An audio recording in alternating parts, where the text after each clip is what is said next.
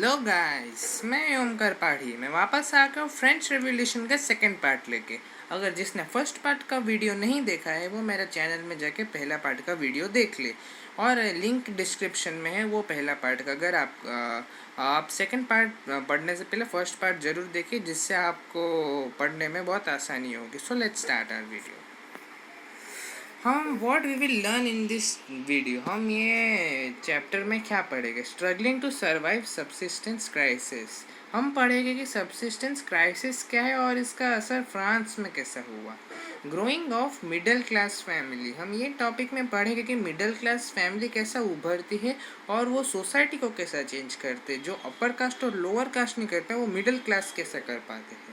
Role of the philosophers, हम पढ़ेंगे कि फिलोसोफर्स होते क्या है और उनका रोल क्या था, कि हमारा फ्रांस का फ्रीडम के लिए उनका रोल क्या था। और the outbreak of revolution part 1 and part 2, हम इसमें पढ़ेंगे कि कैसा फ्रांस को आज़ादी मिली। ये बहुत बड़ा टॉपिक है, तो हम इसको दो पार्ट में डिवाइड करके देखेंगे। सो चलो पहला टॉपिक हम पढ़ते हैं, struggling to survive subsistence crisis. First of all, what is subsistence crisis? An extreme condition in which the basic needs are not available. Means पहली बात है सब्सिस्टेंस क्राइसिस क्या है। सब्सिस्टेंस क्राइसिस एक ऐसी सिचुएशन है जिसमें आपका जो बेसिक नीड्स जैसे रोटी कपड़ा मकान आपके लिए अवेलेबल नहीं है। मीन्स जैसे अभी पेंडेमिक में, अभी जैसे कोरोना में जैसा सिचुएशन चल रहा है, तभी भी वैसा एक सिचुएशन चल रहा था। खाने के लिए अच्छे से कुछ था नहीं, पहनने के लिए कुछ अच्छे कपड़े नहीं थे, और रहने के लिए अच्छे जगह नहीं थी। Population increase from 23 million to 28 million. France की जो पॉपुलेशन है उसमें एक सडन राइज आया 23 मिलियन से 28 मिलियन में। Supply was not enough to fulfil the demand of the people because of climatic condition and development issue. 28 million, 5 million का तो बढ़ोतरी हो गई उनकी पॉपुलेशन में, पर उनके किसान कुछ ज़्यादा उनके लिए कर नहीं पाए। उनकी अगर जियोग्राफिकल कंडीशन देखेंगे फ्रांस की तो बहुत ख़राब है। उनमें बहुत हेलस्ट्रॉम रेन बहुत ज़्यादा मात्रा में होती, जो उनकी खेती को डिस्ट्रॉय करती है। तो फिर नेक्स्ट पॉइंट देखते, labour price was fixed which creates corruption. और तो लेबर का प्राइस फिक्स था और उनका प्राइस को इंक्रीज भी नहीं करता, डिक्रीज भी नहीं करते रहेगा, तो आप सोचते रहेंगे इसमें करप्शन क्या है। तो नेक्स्ट पॉइंट में देखते, think if you earn 50,000 but the increase of rates your 50,000 are now equal to 10,000। हमने देखा था कि उनके जो फूड प्राइस सब जो थे वो सब आसमान छू रहे थे। तो सोचो कि आप 100 रुपये कमा रहे हो और आप 10 रुपये का आलू खरीद रहे हो, तो अभी ये महंगाई के वजह से 10 रुपये से वो जो प्राइस है वो 70 रुपये हो गए। तो अभी आप 70 रुपये का आलू खरीदोगे तो आपको अब बाकी का खर्चा कैसे निकाल पाओगे। तो ये टॉपिक में इतना ही था। चलो अभी नेक्स्ट टॉपिक में देखते हैं हम क्या पढ़ेंगे। Growing of the middle class family. In 18th century, some sections of the middle class family became prosperous. ये 18th सेंचुरी में फ्रांस के लिए सब बुरा घट रहा था, पर मिडिल क्लास फैमिली का एक ही सेक्शन, पूरी मिडिल क्लास फैमिली प्रॉस्परस नहीं हुई थी, खाली मिडिल क्लास फैमिली का एक सेक्शन प्रॉस्परस मीन्स बहुत अमीर हो रहे थे। प्रॉस्परस का मीनिंग है अमीर होता गया। पर आप सोचते रहिए कैसे है, लुइस 16 20 साल की उम्र में बन गया, उनके कंट्री में रिवोल्यूशन आ गई। तो फिर उसके बाद इनके लिए उनके पूरा कंट्री के लिए कंट्री में ऐसा चल रहा है, तो मिडिल क्लास फैमिली कैसा प्रॉस्परस बनते गए। तो हम पढ़ते हैं, middle class family became rich by setting up industries in other country. ये वो ट्रेडिंग करना शुरू कर दिए दूसरे कंट्री में इंडस्ट्री लगा के पैसा बनाना शुरू कर दिए। दूसरे जैसा ईस्ट इंडिया कंपनी जैसा इंडिया में आके पहला टी बेचना चालू किया और उधर से उन्होंने पैसा कमाना चालू किया, वैसे ही फ्रांस के मिडिल क्लास फैमिली ने दूसरे कंट्री में जाकर पैसा कमाना चालू किया। दे टुक आइडियाज़ फ्रॉम फिलोसोफर्स। अभी ये बोलोगे फिलोसोफर्स क्या है? ये फिलोसोफर्स ये ऐसे इंसान है जिसका मंतव्य ऐसा रहता है कि उनके उच्च विचार रहते हैं। मीन्स उनका सादा जीवन उच्च विचार वाले ये उच्च विचार वाले पर्सन रहते हैं, उनको हम फिलोसोफर्स कहते हैं। इंडिया के भी बहुत सारे अच्छे अच्छे फिलोसोफर्स हैं, जैसे कि स्वामी विवेकानंद, महात्मा गांधी जी और बहुत सारे। They discussed about equal rights in saloons, shops and gave them idea about equality. वो उन्होंने अभी एजुकेटेड तो कर दिया, एजुकेशन तो कर दिया, और एजुकेशन तो कर दिया, फिर उसके बाद प्रेरणा भी ले लिया फिलोसोफर से। पर अभी इसका करेंगे क्या, एजुकेशन और प्रेरणा लेके वो ये सब आइडियाज सबको फैलाने लगे। इक्वलिटी का आइडिया वो फैलाने लगे। वो बोले कि हमारे भी दो पैर, उनके भी दो पैर, हमारे भी दो हाथ, उनके भी दो हाथ, पर उनके लिए first state, second state upper caste, हमारे लिए थर्ड स्टेट लोअर कास्ट और फिर उसके बाद उनको वोटिंग राइट है, हमको वोटिंग राइट इक्वल नहीं है। तो ये सब उनके दिमाग में पनपते रहे, और वो खाली अपने तक सीमित नहीं किए, वो सबको फैलाने लगे, जिससे पूरी फ्रांस की जनता के मन में रिवॉल्यूशन की भावना उठी। तो अभी हम दूसरा टॉपिक पढ़ेंगे, रोल ऑफ फिलोसोफर्स। तो अभी मैं फिलोसोफर बोला था, सादा जीवन, उच्च विचार वाले इंसान है। तो उसमें से भी हम 4 फिलोसोफर्स के बारे में पढ़ेंगे, John Locke, gene Jacques Rossouw और मॉन्टेस्क्यू। और सॉरी 3 के बारे में हम पढ़ेंगे। तो जॉन लॉक, अब ये जॉन लॉक कौन है? जॉन लॉक एक फिलोसोफर है जो बुक लिखी है द 2 ट्रीटीज ऑफ गवर्नमेंट, जिसमें उन्होंने लिखा है refute the doctrine and the divine and the absolute right. अभी ये गूगली हो गई, तो आपको मैं समझाता हूँ कि ये क्या है।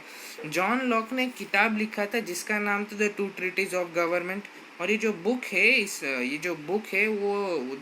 है उसमें ये बताना चाहते हैं कि जो हम मानते हैं कि ना, ईश्वर जो राजा है वो ईश्वर का रूप है, ईश्वर का दूत है, जो ईश्वर चाहता है वो राजा निर्णय देता है, वो सब पूरा गलत है। राजा को जब भी ज़्यादा पावर मिल जाता है तो वो लालच में आके बहुत गलत निर्णय लेते हैं। तो हमें उनकी पावर को डाइल्यूट करना चाहिए, मीन्स उनकी पावर को धीरे धीरे कम करना चाहिए, और पावर को बहुत अच्छे से डिवाइड करना चाहिए। तो अभी दूसरे फिलोसोफर्स के पास चलते हैं, जीन जैकस रोसू। इन्होंने बुक लिखा था द सोशल कॉन्ट्रैक्ट, और इनका बुक में समझ में क्या आया कि equal voting rights, democratic government. तो ये जीन जैकस रोसू ने एक किताब लिखा था जिसका नाम था द सोशल कॉन्ट्रैक्ट। ये बुक में रोसू जी ने ये कहा था कि सबको, पूरे थर्ड स्टेट को इक्वलिटी होनी चाहिए, थर्ड स्टेट को वोटिंग राइट मिलना चाहिए, और राजा रानी को हटा के गवर्नमेंट रूल बनाना चाहिए। तो ये सब जीन जैकस रोसू जी ने कहा था। तो अभी हम तीसरे फिलोसोफर के पास चलते हैं, मॉन्टेस्क्यू ने बुक लिखा था the spirit of law, division of power, legislative, executive और जुडिशरी। तो मॉन्टेस्क्यू जी ने एक किताब लिखा था जिसका नाम था द स्पिरिट ऑफ लॉ, और ये किताब में मॉन्टेस्क्यू जी ने ये बताया था कि किंग की पावर को डाइल्यूट करके उनकी पावर जो है वो लेजिस्लेटिव, एग्जीक्यूटिव और जो जुडिशरी है उनको देना चाहिए। अगर जिसको लेजिस्लेटिव, एग्जीक्यूटिव और जुडिशरी नहीं पता है वो मैं उसको आपको एक्सप्लेन करता हूँ। पर आपने अगर 9th का देख लो तो 8th तो आपने पढ़ा ही होगा, और 8th में इसको बहुत अच्छे से एक्सप्लेन हुआ है। ये लेजिस्लेटिव में मीनिंग है कि अगर आप लेजिस्लेटिव लॉ बनाता है, एग्जीक्यूटिव लॉ को चलाता है, और जुडिशरी देखता है कि कौन लॉ को ब्रेक किया। अगर किसने लॉ को ब्रेक किया है तो उसको पनिशमेंट देता है। हम अच्छे से अगर एक्टिविटी के थ्रू में पढ़ेंगे तो लेजिस्लेटिव एक ऐसा पर्सन है जो लॉ, अगर मैंने रूल बना दिया कि ना फुटपाथ में कोई बेच नहीं सकता, कुछ सामान नहीं बेच सकता, उनका शॉप होना चाहिए और हाइजीनिक शॉप होना चाहिए। अगर मैंने वैसा एक बनाया लेजिस्लेटिव में, तो ये मैंने पास कर दिया पार्लियामेंट में, तो ये सब काम जो करता है वो है लेजिस्लेटिव। और जो एग्जीक्यूटिव जो काम करता है वो देखता है कि सारे जो लॉ है वो ठीक तरह से चल रहे हैं कि नहीं चल रहे, वो पूरा चेक करता है। अगर किसने गड़बड़ किया तो एग्जीक्यूटिव जुडिशरी को आके बोल डालते कि हाँ ये XYZ जो इंसान है ये लॉ को ब्रेक कर रहा है, इसके ऊपर आपको देना है। तो जुडिशरी में जज, वकील, वो सब जो रहते हैं, उसमें जज वकील रहते हैं, वो सब देखते हैं कि उसने सच में लॉ तोड़ा है कि सच में लॉ नहीं तोड़ा है। फोर्थ पॉइंट देखे कि they passed enlightened ideas which was passed in the public places like salon, market, shops and etcetera. फिर वापस उन फिलोसोफर्स के पास भी बहुत सारा ज्ञान था, तो उन्होंने पूरा ज्ञान फ्रांस की जनता में बांटे कि फ्रांस की जनता को भी पता चल सके कि फ्रांस में क्या क्या चल रहा है और हमें एक फ्री फ्रांस की कंट्री चाहिए। तो नेक्स्ट टॉपिक में चलते, the outbreak of revolution part 1। There was a mechanism to call a meeting if the king wanted to increase the tax.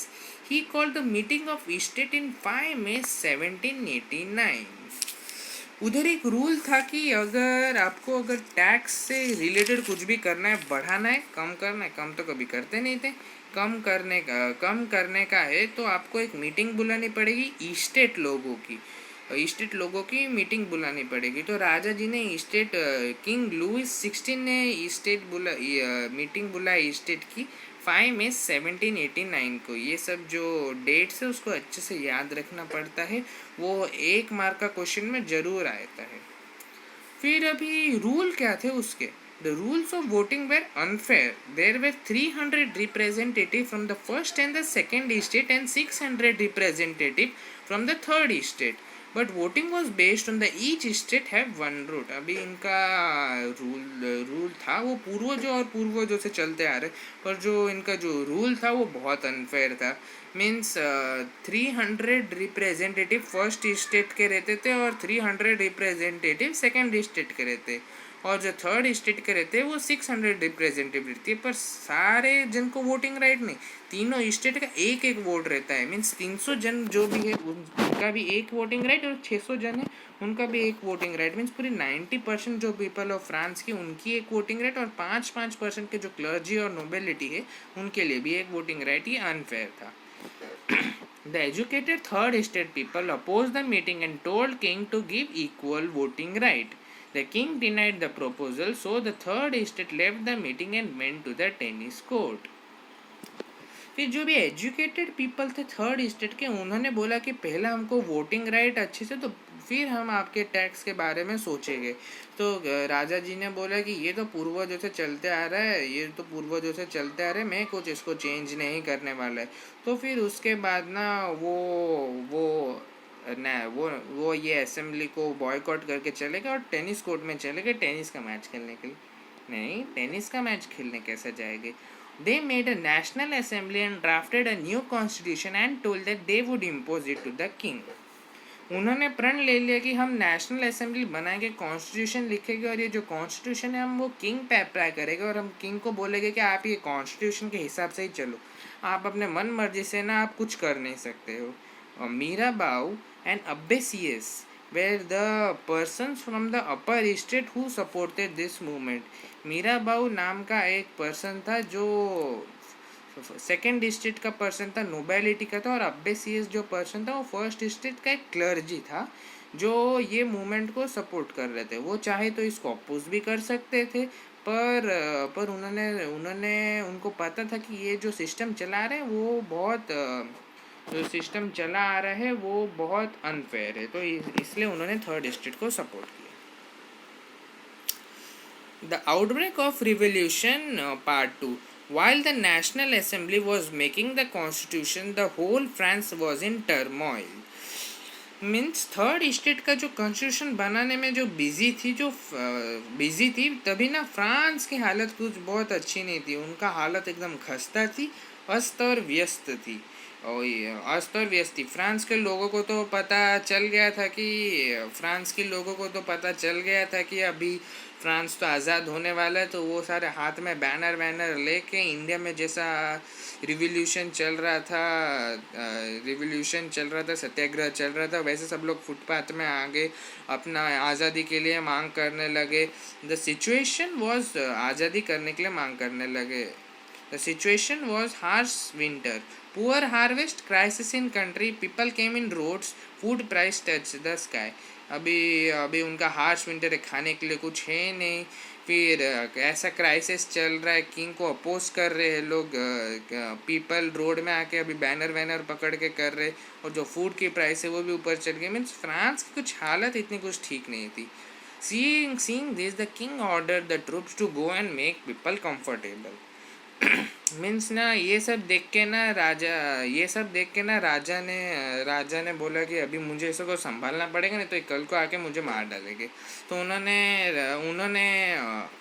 उन्होंने सारे सैनिक को भेजे उनको मारने के लिए नहीं, उनको बोलने के लिए कि आप आराम से रहिए, सब कंफर्टेबल होगा, सब अच्छे से हो जाएगा करके, सब ठीक हो जाएगा, उनको कंफर्टेबल करने के लिए भेज दिया। People thought that they were going to threaten us and they will attack on Chatex. Means अभी ये चैटेक्स का पहला आप चैटेक्स ही पूछोगे तो चैटेक्स एक फ्रांस वर्ड है, हम अभी मैं उसको बाद में उसका मीनिंग बताऊंगा। तो लोगों ने समझा कि ये जो सैनिक आ रहे वो हमें कंफर्टेबल मीन्स हमको समझाने नहीं आए, वो हमें ना डराने धमकाने आए, और चैटेक्स ये जो वर्ड है मीन्स ये दे विल अटैक ऑन चैटेक्स, इसका ये अर्थ है कि वो लोग जो सैनिक है वो हमारे फार्म में आके ना आग लगा डालेंगे, ये सोच रहे थे। To take revenge the mob group of the third state people attacked on Bastille fort. ये मॉब का मीनिंग है कि थर्ड स्टेट के 10-20 हज़ार अगर लोग एक साथ इकट्ठे हो गए तो उनको मॉब कहेंगे। तो फिर उसके बाद फिर उसके बाद बेस्टेल फोर्ट में ना हमला करने चले गए ये लोग। अभी हमला करने क्यों चले बेस्टेल फोर्ट से, इनको क्या दुश्मनी है? बेस्टेल फोर्ट है वो राजा का है, राजा का फोर्ट है। राजा को ये बताने चले गए कि हम भी चुप नहीं बैठेंगे अगर आप हमको डराना धमकाना चाहोगे। राजा तो डराने धमकाने आया नहीं था, वो तो खाली सबको समझाने आया था, पर ये लोग ने मिस इंटरप्रेट किया और बेस्टेल फोर्ट को जाकर तोड़ दिया था। The whole country was in the mood of revolt, so the king accepted the constitution and diluted the power. Means अभी पूरा कंट्री का हालचाल देख लिया, किंग लुइस ने बोल दिया कि अभी अगर मैं उसको आज आज़ादी नहीं दूंगा तो कल आके मुझे 100% मार देंगे, जितना खाली 10% मेरे साइड में और 90% लोग ना रिवॉल्ट में है, तो 10% लोग कर क्या पाएंगे? तो ना उसने किंग ने ना कॉन्स्टिट्यूशन को एक्सेप्ट कर दिया और अपनी पावर को छोड़ दिया, राजगद्दी छोड़ के चला गया और ये स्टोरी एंड हो गया। मीन्स वैसा कुछ नहीं, राजा तो अभी भी जिंदा है, राजा जब तक मरेगा नहीं तब तक राजगद्दी का सपना छोड़ेगा नहीं, तो राजा भी चुप नहीं बैठने वाला है, कुछ तो आगे करने वाला है वो हम अगले वीडियो लेसन में देखेंगे, थर्ड वीडियो लेसन में देखेंगे किंग बाद में कैसा रिस्पॉन्स बैक मीन्स वापस कैसा फाइट बैक करता है और वो हारता है कि जीतता है, हम वो नेक्स्ट वीडियो में पढ़ेंगे। तो चलो आज के लिए इतना ही। मेरा चैनल को लाइक शेयर और सब्सक्राइब कीजिए, अगर पहला वीडियो नहीं देखे तो वो भी देखिए, और मेरा दूसरा चैनल मल्टी टैलेंटेड ओमकार को भी सब्सक्राइब कीजिए। चलो आज के लिए इतने, थैंक यू।